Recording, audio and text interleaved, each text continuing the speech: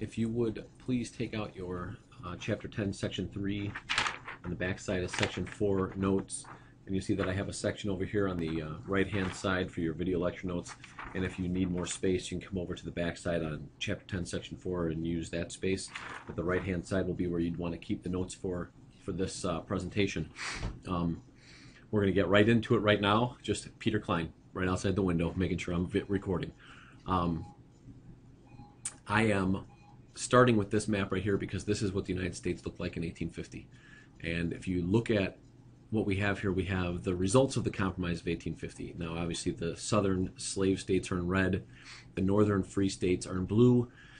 Any territory that is already determined that it will have no slavery is also in blue. So like this big unorganized territory here, this Minnesota territory, the Oregon territory, all of that is going to be free from slavery. And then we have this tan, which on here it says territories open to slavery in 1850, but really what that means is it's open to popular sovereignty. And so let's just make sure that you understand what that means.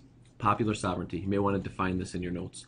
Popular sovereignty was an idea put forward by a Northern Democrat named Lewis Cass, C-A-S-S. And he said, if we just open the territory and let whoever wants move there, in the end, it will either be a majority slave or a majority free. And whatever it's a majority is what it will become. And the idea was you take the controversy over slavery out of Congress and you put it in the hands of the people who are settling in the territory. And when it's out here, everything works out fine. But here's what happens. And we met this guy a while ago, this little guy here, Stephen A. Douglas from Illinois. He's the guy that came in and picked up the Compromise of 1850 and worked it through Congress. A few years later, he's going to come back with a new idea. And his new idea is called the Kansas-Nebraska Act. And this probably should be in your timeline for Chapter 10, Section 3, the notes on the left. In 1854, he presents a bill to Congress called the Kansas-Nebraska Act, in which he says this territory, right, Kansas and Nebraska, the old Louisiana Purchase territory, which you should note is north of 3630, he says in 1850 it's unorganized. Now he suggests that they organize it into these two territories, Kansas and Nebraska, and that they open it to popular sovereignty, since that seems to be working out here in New Mexico and Utah. Now, the reason that it's working out in New Mexico and Utah is that nobody's going there and there's no controversy. Kansas, as you can see, it borders Missouri, it borders Iowa. This is someplace that people might actually move to. And that's what Douglas wanted. You see, his ultimate goal was to get a transcontinental railroad built. And he thought the only way that this is going to work is if there are stations and stops in here. And in order for that to happen, we need people in here. And so he needed to encourage people to settle this old unorganized territory. And I'll be putting, if it's not already underneath or above me or wherever I put it, highlighting kind of what I'm talking about here. But that's probably what you should have in your notes in the little boxes that I'll add. Well, what ends up happening is exactly what is the problem with popular sovereignty, is when it's Kansas, it's close enough that Northerners and Southerners begin to flood into Kansas to claim it for the North or for the South. The idea of popular sovereignty, opens up Kansas as, a battleground to compete over that territory for either the North or the South. And what's kind of interesting about it is that, he legislated right over the top of the Missouri Compromise. It's very symbolic. The Missouri Compromise from 1820 had managed to, in theory, hold the Union together for about 34 years, and Stephen A. Douglas comes in and just ignores it. In Kansas, a virtual civil war erupts. It's called Bleeding Kansas. And it goes from 1854 really through the Civil War in Kansas, where you have people from the North coming there to settle, people from the South with slaves coming there to settle, and they're trying to claim Kansas for either the North or the South. And this is an image right here of John Brown. And John Brown is a staunch abolitionist who is sponsored by New England abolitionists to go to Kansas specifically for the purpose of defending it as a northern claim. He brings his sons out there. They massacre some pro-southern Kansas settlers. It gets ugly in Kansas. The Civil War is essentially starting right there in Kansas. And if we look at what's happening in Kansas, Potawatomi Creek. This is where John Brown led his sons, and they massacred, I think, like 8 people. I'd have to look it up, but something like that. But you can see there's these battles led by John Brown, led by free state forces, led by slave state forces, all right around the border. But this is Kansas. And after the aftermath of Kansas also breaks out in violence on the congressional floor. I know I mentioned this in my video last week, but it's worth mentioning again.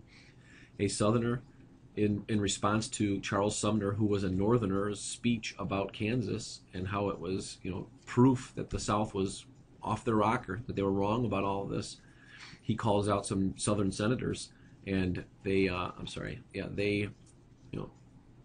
wrong in his opinion. And this congressman from the South, Preston Brooks, comes in, and he beats Charles Sumner on the Senate floor, to within an inch of his life. Another thing that you should probably have on your timeline is an important Supreme Court case, and it's called the Dred Scott case, and this happens in 1857. The question was, I'm going to go back up to a map here. Dred Scott's owner, sorry guys, lived in Missouri, where slavery was obviously illegal, and he traveled with Dred Scott into the Wisconsin Territory and into Illinois, but Wisconsin Territory was free. Before it was a state, it was free. And what Dred Scott's argument was once he was in free territory, right, once he was in free territory, that he then should have become free. And in 1857, the Supreme Court, led by Roger Taney, who's this guy right here, Roger Taney, they ruled that slaves were not citizens and did not have any rights to sue in the court. But since this case was in front of them, what they said was that the Congress did not have the right, and this is big, that the Congress did not have the right to tell people where they could and couldn't bring their property. And so, now 37 years after the fact, the Supreme Court rules that the Missouri Compromise, again, this thing that probably held the Union together for a long chunk of time, was unconstitutional. So the spirit of compromise is really breaking apart. The ability to compromise is proving to fail. The Missouri Compromise is being legislated over with the Kansas-Nebraska Act. It's being ruled unconstitutional historically in the Dred Scott case. We see Kansas being open to popular sovereignty and it resulting directly in violence. And so the question is, what can be done to cure the Union at this point? Is there anything that can be done? You guys know what John C. Calhoun thought. He thought the only thing that can be done is for the Northerners to change their ways. The Northerners had to back off of their strong stances. Well, let's look at one more thing from the 1850s before we get into the 1860s starting tomorrow. But this is, I'm sorry, let's look at two things. Real quick, one thing. In 1858, there was an important Senate election in Illinois, and the candidates were Stephen A. Douglas, maybe the most popular and famous and powerful politician in the United States, was running for re-election in the Senate against a young, kind of up-and-coming politician from Springfield named Abraham Lincoln.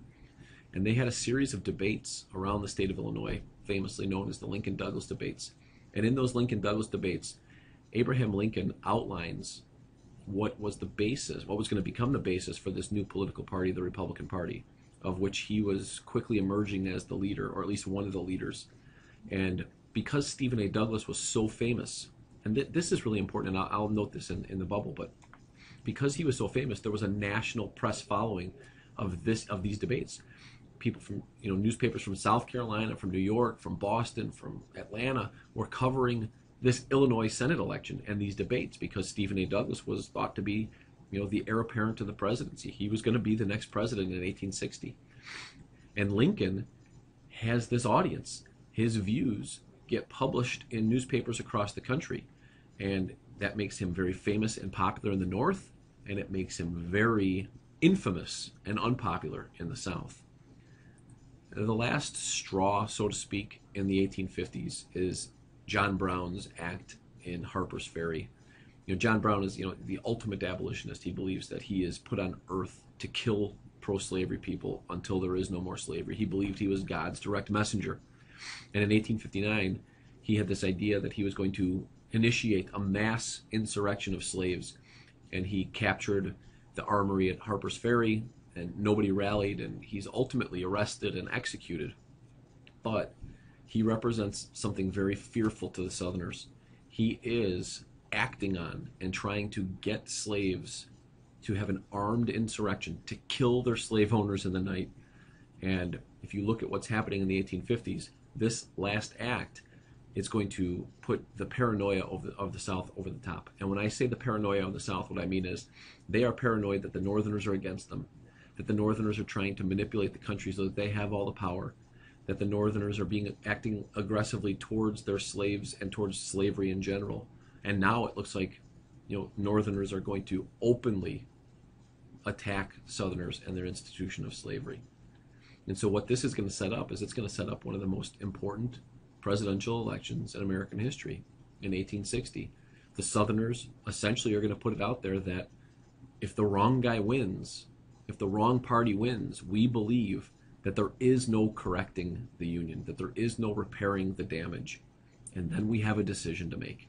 And so the election of 1860 becomes paramount, and it becomes the ultimate act of a failure to compromise. So my suggestion is, if you haven't already, be sure that you're taking notes on those boxes that I add to the video. That's the purpose of those, is for what I'm highlighting and for what you should be getting out of the information.